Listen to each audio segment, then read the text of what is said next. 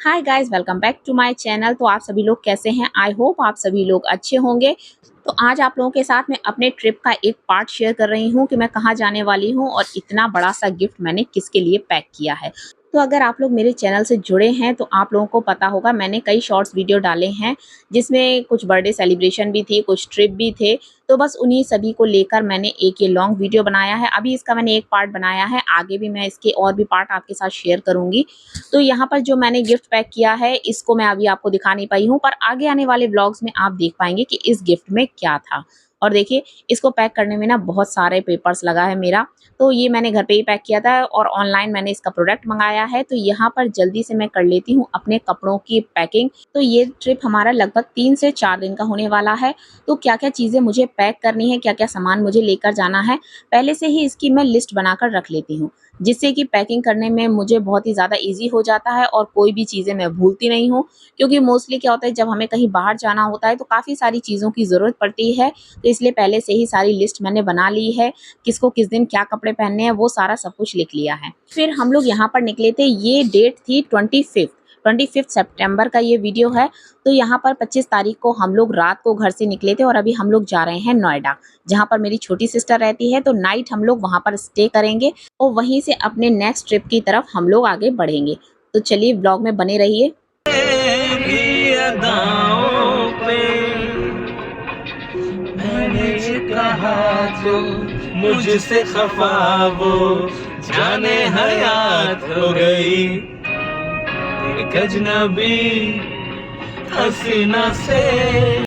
तो सुबह सुबह हम लोगों को निकलना था वृंदावन के लिए, और दिल्ली से वृंदावन के लगभग 4 से 5 घंटे लग जाते हैं, क्योंकि दिल्ली से ट्रैफिक बहुत ज़्यादा हो जाता है और नोएडा से वही 2 घंटे हम लोगों के एक्स्ट्रा बच जाते हैं। इसलिए हम लोग नाइट में ही नोएडा आ गए थे।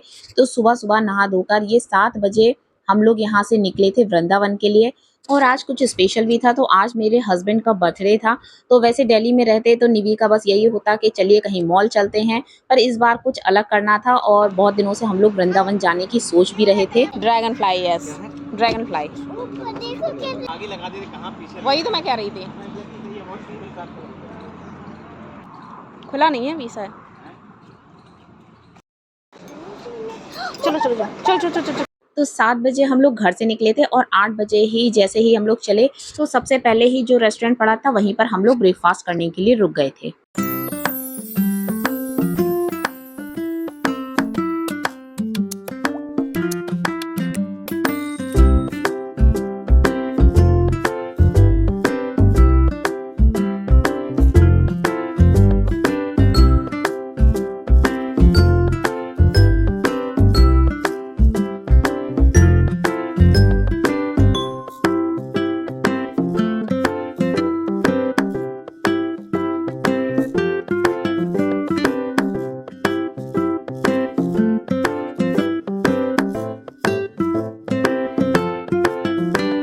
तो खैर मेरा मन था इडली सांभर खाने का, तो मैंने इडली सांभर मंगाया था।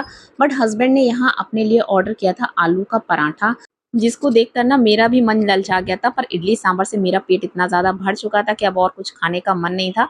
पर खैर उसके बाद भी मैंने इनका आधा पराठा खाया था और निवी ने केवल फ्रेंच फ्राइज लिए थे। उसके बाद खा पी कर हम लोग यहाँ से निकले थे, क्योंकि हमें मंदिर तक पहुँचना था, क्योंकि 12:30 बजे हर वृंदावन में सारे मंदिर बंद हो जाते हैं। तो उससे पहले पहले तक हमें वृंदावन पहुँचना था। पर निवी का बिल्कुल भी मन नहीं कर रहा था वहाँ जाने का। चलो वापस आते समय यहाँ खेलना, ठीक है? अभी नहीं, अभी हम लोग लेट हो रहे हैं ना।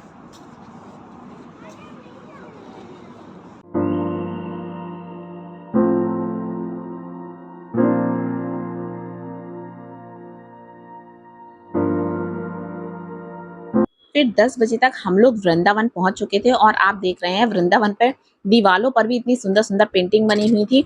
उसके बाद गाड़ी को हमें पार्किंग में ही खड़ा करना पड़ा, क्योंकि यहाँ की गलियां बहुत ही पतली पतली सी थी और गर्मी इतनी ज़्यादा थी, बहुत तेज़ धूप थी। यहाँ पर कोई भी चश्मा गॉगल्स वगैरह आप नहीं लगा सकते हैं, इसलिए निवी का स्पेक्स भी हम लोगों ने हटा दिया था। क्योंकि यहाँ पर बहुत बंदर होते हैं, जो कि आपका सामान हाथ में अगर कोई भी चीज़ होती है या चश्मा वगैरह होता है तो वो तुरंत ही छीन लेते हैं। उसके बाद हम लोग सबसे पहले यहाँ पर पहुँचे थे बांके बिहारी मंदिर, और ये जो टीका होता है ना, ये लगवाना मुझे बहुत ही ज़्यादा पसंद है। तो यहाँ पर हस्बैंड ने, हम सभी लोगों ने ये टीका लगवाया था। पर जब मंदिर के अंदर पहुँचे ना, तो हालत कुछ इस तरीके की हो गई थी। और मंदिर का नज़ारा तो आप देख ही रहे हैं, कितनी ज़्यादा भीड़ थी।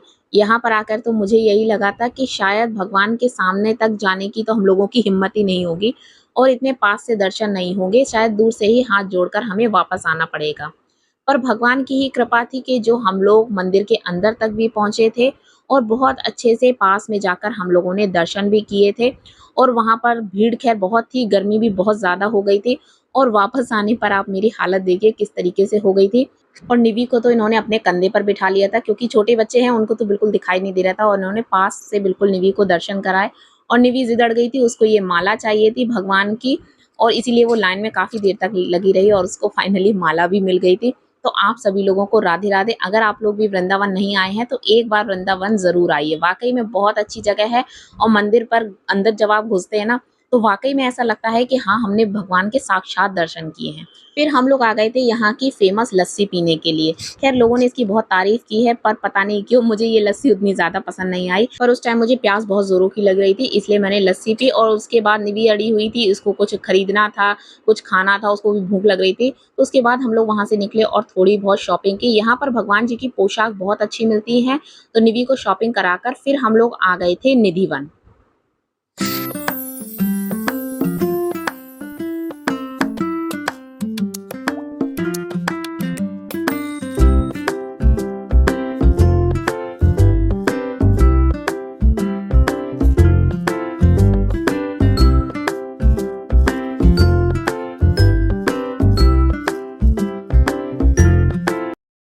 कहते हैं पूरे वृंदावन में कुल 5000 से भी ज़्यादा मंदिर हैं और इतने मंदिर घूम पाना तो पॉसिबल नहीं है।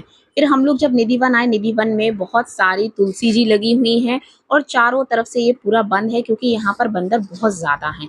इसके अंदर ही 4-5 मंदिर हैं छोटे-छोटे से, जहाँ के हम लोगों ने दर्शन किए और यहाँ बहुत अच्छा डांस भी हो रहा था जिसको हम लोगों ने एन्जॉय किया। ये कितनी सुंदर सुंदर मूर्तियाँ निवी।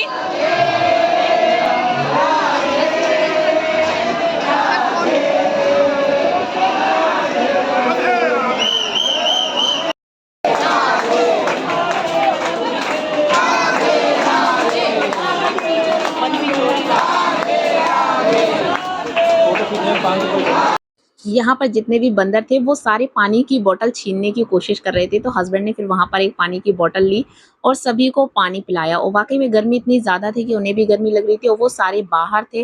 बाहर बहुत तेज़ धूप थी, मतलब ऐसा लग रहा था मौसम जैसे मई-जून का महीना चल रहा हो। उसके बाद हम लोग आ गए थे यमुना नदी पर और यहाँ आकर वाक़ई में बहुत मज़ा आया, बहुत अच्छी हवा चल रही थी यहाँ पर और मेरा तो मन कर रहा था बस इस नदी में कूद जाओ क्योंकि इस टाइम तक इत 12:30 बजे का ये टाइम हो रहा था कम से कम और गर्मी एकदम पीक पर थी, बहुत तेज़ धूप भी थी, बट यहाँ आकर मौसम काफ़ी अच्छा हो गया था। तो हम लोग फिर यहाँ से गए थे बोटिंग के लिए।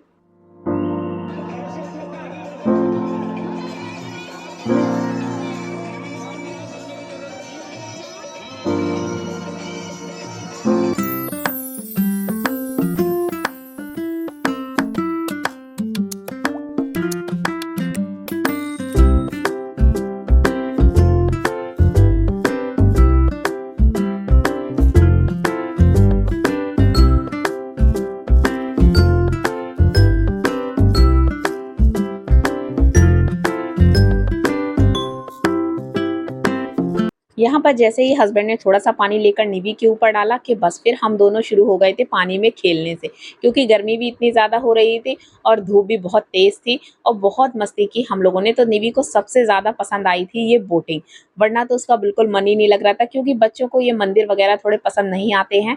उसके बाद हम लोग थक चुके थे और यहाँ पर हम लोग आ गए थे होटल लंच करने के लिए, तो निवी ने ये वाली डॉल यहाँ पे खरीदी थी।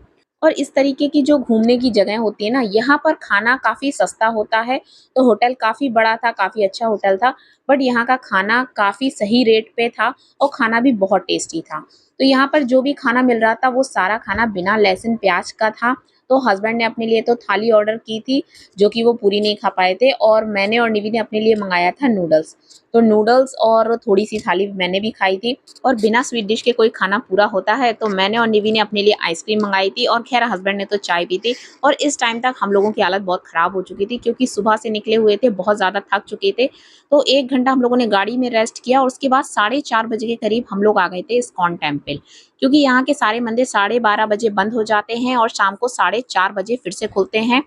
तो सबसे पहले हम लोग आए थे इस्कॉन टेम्पल, इसी के पास प्रेम मंदिर भी है और इस्कॉन टेम्पल दिल्ली में भी है, हमारे घर के पास ही है, बट आज तक हम नहीं गए। शादी के बाद तो मैं नहीं गई हूँ, शादी से पहले एक बार मैं वहाँ गई थी, तो यहाँ का मंदिर भी बहुत खूबसूरत था। यहाँ पर फोटोज और वीडियोज भगवान की लेना मना था, कई जगह लिखा हुआ था, बट मैंने वहाँ पर देखा कि काफी लोग बिल्कुल उन्हीं के सामने खड़े होकर फोटोज भी ले रहे थे, वीडियोज भी ले रहे थे, पुलिस वाले भी खड़े थे, कोई कुछ नहीं कह रहा था। तो ये मूर्ति मुझे बहुत सुंदर लग रही थी और मेरा मन था यहाँ पर फोटो लेने का, तो मैंने उनकी फोटो ली। उसके बाद फिर इस्कॉन टेम्पल में अंदर आए, तो यहाँ पर भी राधा कृष्ण की बहुत सारी मूर्तियां थी, बहुत यहाँ पर म्यूजिक वगैरह चल रहा था, बहुत लोग डांस कर रहे थे, गाना भी गा रहे थे। तो यहाँ मंदिर में हम लोग काफी देर तक रुके थे।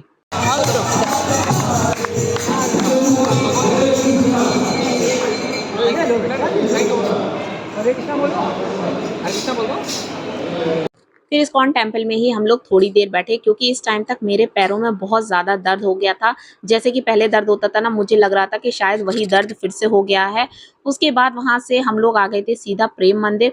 इस्कॉन टेम्पल से 5-7 मिनट की दूरी पर ही प्रेम मंदिर है और कहते हैं कि प्रेम मंदिर में आप रात को आइए तो रात को यहाँ का नज़ारा बहुत ही सुंदर दिखता है। यहाँ पर जितनी भी मूर्तियाँ हैं, जितना भी सीनरी वगैरह या जो झांकी वगैरह बनी हुई है, उन सभी में रात के टाइम लाइट जलती है और म्यूजिक बजता है। यहाँ पर म्यूजिक फाउंटेन भी चलता है।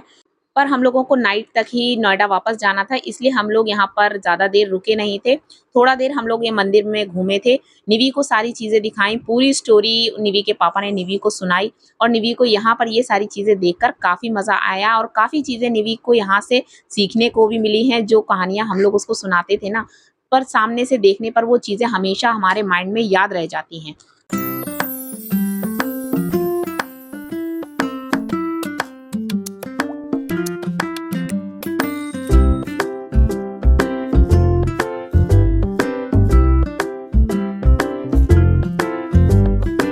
तो बस यही था हमारा एक वृंदावन का छोटा सा ट्रिप, जो कि एक दिन में हम लोगों ने पूरा किया। और इस ट्रिप के बाद हम लोग पहुंचे थे नोएडा और नोएडा पहुंचकर मिला था हस्बैंड को एक सरप्राइज। तो वो भी मैं ब्लॉग आप लोगों के लिए जल्दी शेयर करूंगी। उसके लिए चैनल को सब्सक्राइब करना बिल्कुल मत भूलिएगा। फिर से मिलते हैं आप लोगों से। राधे राधे।